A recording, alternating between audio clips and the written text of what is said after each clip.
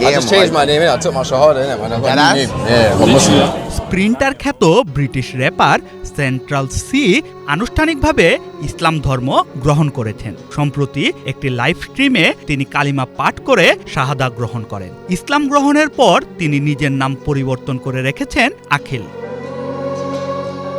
Islamic ইনফরমেশনের বরাতে জানা যায় ২৭ বছর বয়সী এই শিল্পীর আসল নাম ছিল ওকলি নীল সিজারসু। লন্ডনের শেফার্ড বুশ থেকে উঠে আসা এই র্যাপার এর আগে কখনোই প্রকাশ্যে তার ধর্মীয় বিশ্বাস নিয়ে তেমন কোনো কথা বলেননি। জনপ্রিয় কন্টেন্ট ক্রিয়েটর প্লেগ বয় ম্যাক্সের সাথে একটি লাইভ স্ট্রিমে তিনি জানান ইসলাম ধর্ম গ্রহণ করেছেন তিনি এবং এখন থেকে আখিল নামেই পরিচিত হতে চান। ২০১৪ সালে সঙ্গীত যাত্রা শুরু করলেও ২০২১ সাল থেকেই ইউকে র্যাপে এক প্রভাবশালী নাম হয়ে ওঠেন সেন্ট্রাল সি। প্রথম ব্রিটিশ র্যাপার হিসেবে একক প্ল্যাটফর্মে ১ বিলিয়ন স্ট্রিম অর্জনের রেকর্ড রয়েছে তার। ড্রেক এবং জে কলের মতো তারকাদের সাথেও কাজ করেছেন তিনি।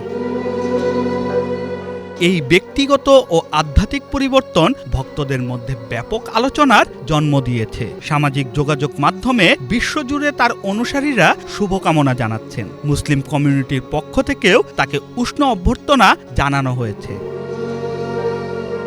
শাহরিয়ার আমান সানি, বাংলা ভিশন।